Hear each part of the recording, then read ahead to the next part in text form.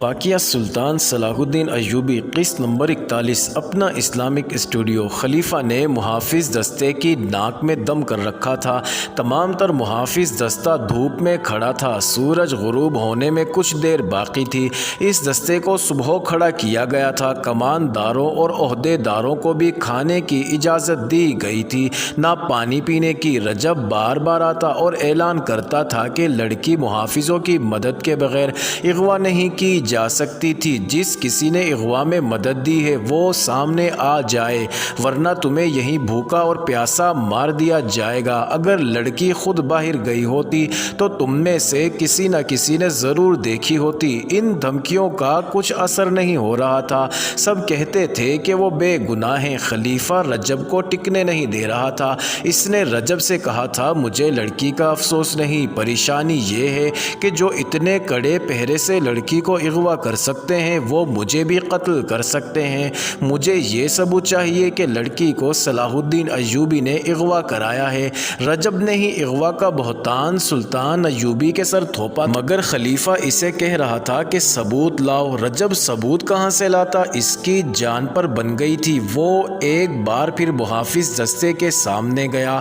غصے سے وہ باولا ہوا جا رہا تھا۔ وہ کئی بار دی ہوئی دھمکی ایک بار پھر دینے ہی لگا تھا کہ دروازے پر کھڑے سنتریوں نے دروازے کھول دیے اور اعلان کیا، امیر مصر تشریف لا رہے ہیں۔ ناظرین، بڑے دروازے میں سلطان ایوبی کا گھوڑا داخل ہوا۔ اس کے آگے وہ محافظ سواروں کے گھوڑے تھے۔ 8 سوار پیچھے تھے، ایک دائیں اور بائیں تھا۔ ان کے پیچھے سلطان ایوبی کے حاکم اور مشیر تھے۔ ان میں علی بن سفیان بھی تھا۔ رجب نے خلیفہ کو اطلاع بھیج دی کہ صلاح الدین ایوبی آیا ہے۔ سب نے دیکھا کہ سلطان ایوبی کے اس جلوس کے پیچھے 4 پہیوں والی ایک گاڑی تھی جس کے آگے 2 گھوڑے جتے ہوئے تھے۔ گاڑی پر 2 لاشیں پڑی تھیں، ایک سیدھی اور دوسری الٹی۔ تیر ابھی تک لاشوں میں اترے ہوئے تھے۔ ان لاشوں کے ساتھ وہ 3 شتر سوار تھے جنہوں نے ان حبشیوں کو مارا تھا۔ خلیفہ باہر آ گیا۔ سلطان ایوبی اور اس کے تمام سوار گھوڑوں سے اترے۔ سلطان ایوبی نے اس احترام سے خلیفہ کو سلام کیا جس احترام کا وہ حقدار تھا۔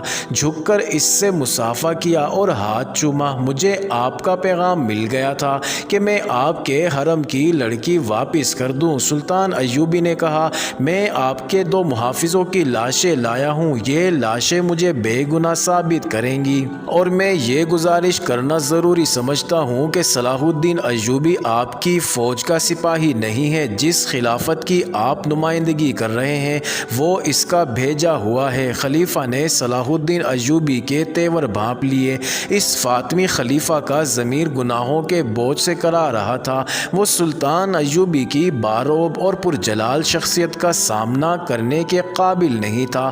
اس نے سلطان ایوبی کے کندھے پر ہاتھ رکھ کر کہا، میں تمہیں اپنے بیٹوں سے زیادہ عزیز سمجھتا ہوں۔ صلاح الدین ایوبی، اندر آؤ، میری حیثیت ابھی ملزم کی ہے۔ سلطان ایوبی نے کہا، مجھے ابھی صفائی پیش کرنی ہے کہ میں اغوا کا ملزم نہیں ہوں۔ خدائے ذوالجلال نے میری مدد فرمائی ہے اور 2 لاشیں بھیجی ہیں۔ یہ لاشیں بولیں گی نہیں، ان کی خاموشی اور ان میں اترے ہوئے تیر گواہی دیں گے کہ صلاح الدین ایوبی اس جرم کا مجرم نہیں ہے جو قصر خلافت میں سرزد ہوا ہے۔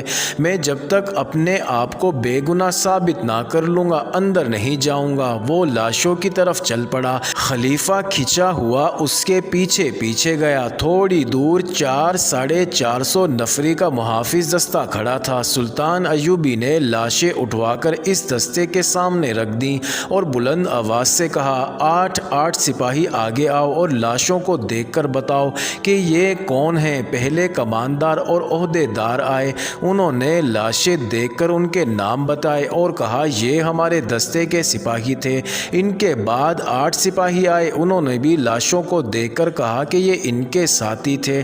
8 اور سپاہی آئے، پھر 8 اور آئے۔ اسی طرح 8 سپاہی آتے رہے اور بتاتے رہے کہ یہ لاشیں ان کے فلاں فلاں ساتھیوں کی ہیں۔ صلاح الدین ایوبی، خلیفہ نے کہا، میں نے مان لیا ہے کہ یہ لاشیں قصر خلافت کے 2 محافظوں کی ہیں۔ میں اس سے آگے سننا چاہتا ہوں کہ انہیں کس نے ہلاک کیا ہے۔ صلاح الدین ایوبی نے اس گشتی سنتری سے جس نے انہیں ہلاک کیا تھا کہا کہ اپنا بیان دہرائے۔ اس نے سارا واقعہ خلیفہ کو سنا دیا۔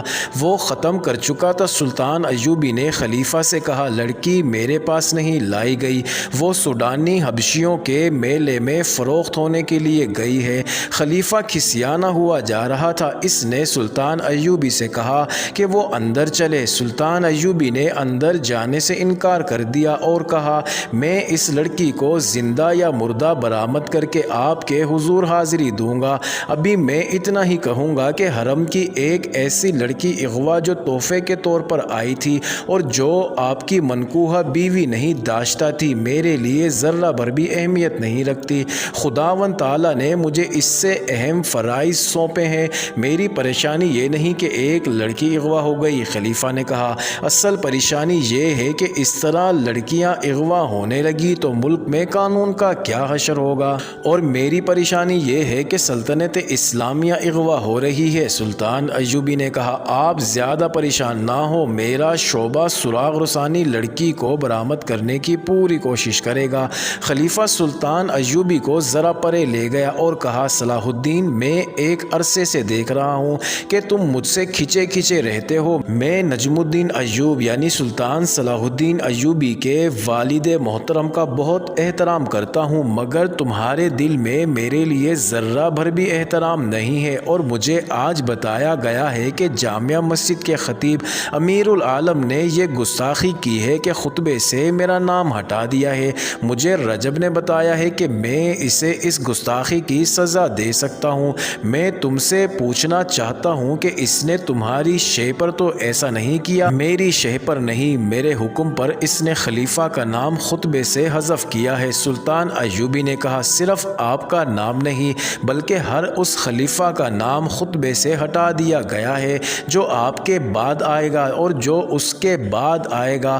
کیا یہ حکم فاطمی خلافت کمزور کرنے کے لیے جاری کیا گیا ہے؟ خلیفہ نے پوچھا مجھے شک ہے کہ یہاں عباسی خلافت لائی جا رہی ہے، حضور بہت بوڑھے ہو گئے ہیں۔ سلطان ایوبی نے کہا قرآن نے شراب کو اسی لیے حرام کہا ہے کہ اس سے دماغ معوف ہو جاتا ہے۔ سلطان نے ذرا سوچ کر کہا میں نے فیصلہ کیا ہے کہ کل سے آپ کے محافظ دستے میں رد و بدل ہوگا اور رجب کو میں واپس لے کر آپ کو نیا کماندار دوں گا، لیکن میں رجب کو یہاں رکھنا چاہتا ہوں۔ خلیفہ نے کہا میں حضور سے درخواست کرتا ہوں کہ فوجی معاملات میں دخل دینے کی کوشش نہ کریں۔ سلطان ایوبی نے کہا اور علی بن سفیان کی طرف متوجہ ہوا جو 5 حبشی محافظوں کو ساتھ لیے آ رہا تھا، یہ پانچوں اسی قبیلے سے تعلق رکھتے ہیں؟ علی بن سفیان نے کہا میں نے اس دستے سے مخاطب ہو کر کہا کہ اس قبیلے کے کوئی آدمی یہاں ہو تو باہر آ جائیں۔ یہ 5 صفوں سے باہر آ گئے۔ ان کے متعلق مجھے ان کے کمانداروں نے بتایا کہ پرسوں سے چھٹی پر جا رہے تھے، میں انہیں اپنے ساتھ لے جا رہا ہوں، لڑکی کے اغوا میں ان کا ہاتھ ہو سکتا ہے۔ صلاح الدین ایوبی نے رجب کو بلا کر کہا کل یہاں دوسرا کماندار آ رہا ہے، آپ میرے پاس آ جائیں گے، میں آپ کو منجنیکوں کی کمان دینا چاہتا ہوں۔ معزز ناظرین جاری ہے اگلی ویڈیو کس نمبر 41 میں دیکھنا مت بھولیے گا۔